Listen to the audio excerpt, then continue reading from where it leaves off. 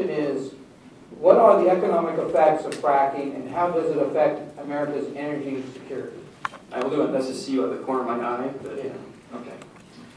So, despite persistent ancient claims to the contrary, basically resource extraction, like energy extraction, is not a good driver for economic success. And I'm making it be clear, I'm not claiming that there has never, ever been a success story out there somewhere. I'm just going to tell you that the odds aren't very good. In addition, particularly when it comes to something like shale drilling and the leasing patterns, you should be aware that there's a great tendency to be a few big winners, whereas the addresses can easily lose out. There's a number of reasons why oil and gas drilling is not necessarily a good economic driver. One is that it tends to be very capital intensive. That means you don't get that many jobs per dollar of investment as any other businesses would give you. Like all resource extraction, the oil and gas industry suffers from a boom and bust cycle, and that's not good for continued economic growth.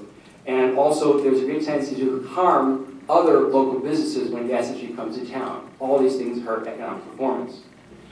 Specifically in terms of like the boom and bust performance, you have to understand it is a finite resource. At some point, it will be gone. But superimposed on that big sort of boom and bust, there are lots of little boom busts that are price-driven. So any resource extraction tends to be very hot, cold, very on-off, and that's terrible for planning and growth.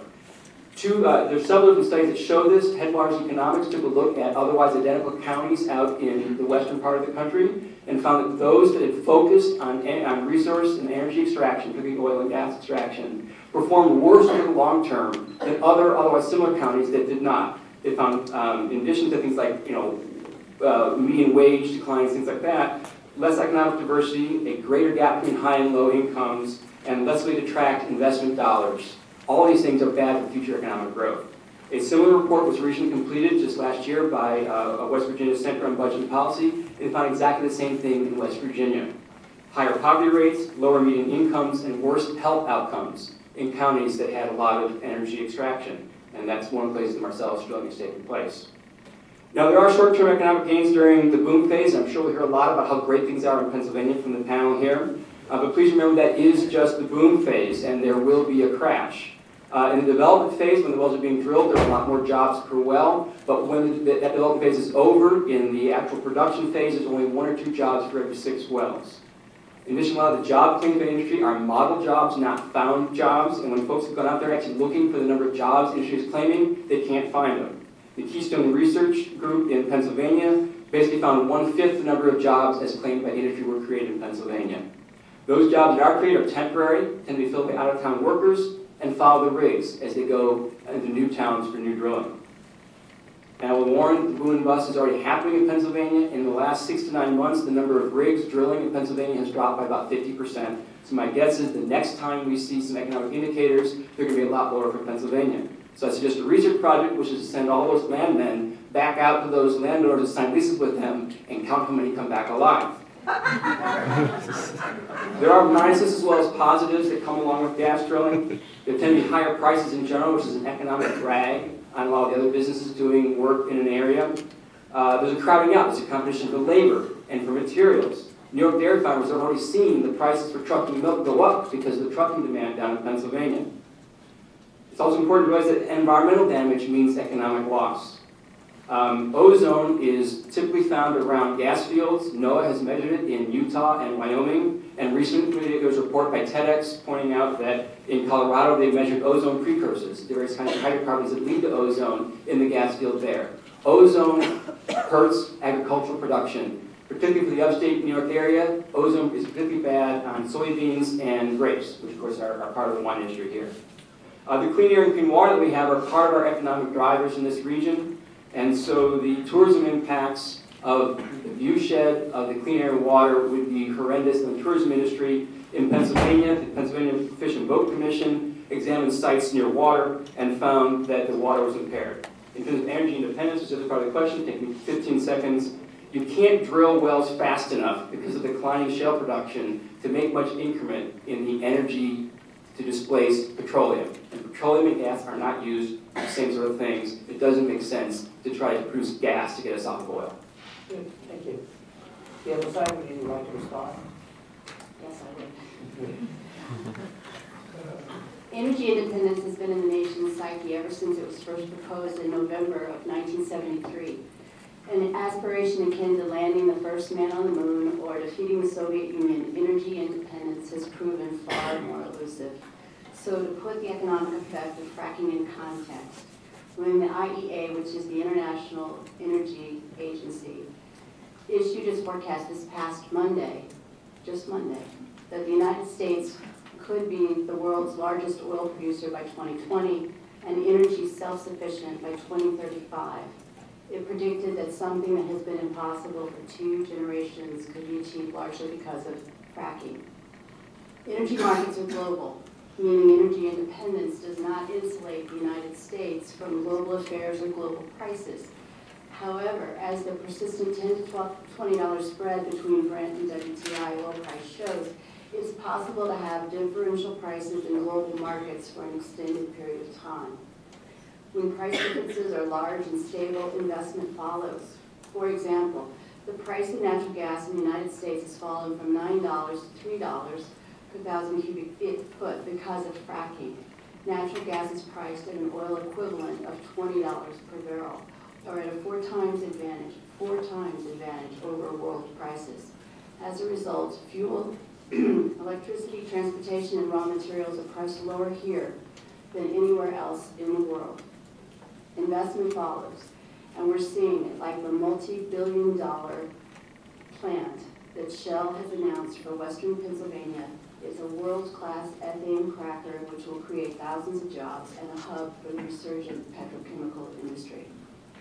When lower prices from the U.S. transmit around the world, it opens a door for everyone, including individuals living in grinding energy poverty. That's not my phrase, that's the phrase of Secretary of State Hillary Clinton, on the lowest rungs of the economic ladder. 1.2 billion people do not have access to electricity. 3 billion people cook over fires fueled by dung, wood, charcoal, and coal. When cooking fuel becomes cheaper and cleaner, their lives will improve. So will ours. This problem will not wait for the next generation. People want better lives now. Another possibility brought forward by fracking is the potential for China and India to bypass coal and move directly to natural gas. Both countries have large resources of shale. American jobs are another obvious benefit. The most recent estimate is 1.7 million direct, indirect, and induced jobs have been created because of fracking, and that number could double in the next 10 years. Industry jobs are criticized for being boom and bust. I have personal experience with that, joining the industry during a boom and leaving to go back to school during a bust. I don't think it's ever realistic to think that a job is guaranteed for life, no matter what industry you join. Industry jobs require skills and expertise in engineering, science, management, accounting, law. These skills are transportable. Industry also provides high-paying jobs for blue-collar workers who have an unemployment rate that is 3% higher than the national average. It's instructive to look at what's already happened in Pennsylvania. And the reason we look at Pennsylvania is because it is right over the heart of the Marcellus. The Marcellus is, we don't know how much gas is going to be commercially extractable from it, but some estimates are over 1,000 trillion cubic feet.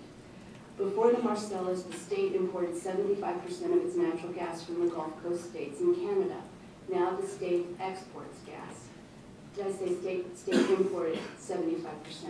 Money that used to flow out of the state is collected within the state, and it contributes to severance, ad valorem, and income taxes. That goes into state and local budgets. During the first year of implementation in 2011, the impact fee on unconventional natural gas wells raised to $205 million. Thank you. Now the response. Let me just take a little bit of the response. I want to respond directly to the 2 statements you said. Some say there might be up to 1,000 billion cubic feet of gas in the Marcellus, you say. Well, the U.S. Geological Survey says it's a maximum 84 billion cubic feet. It's a huge exaggeration to say that there's 1,000, and industry has been full of exaggerations in promoting this sort of shell game of shale gas, for example. You also referred to the IEA report on Monday. It's a very important report. It did indeed say that there's a huge resource of shale oil and shale gas out there.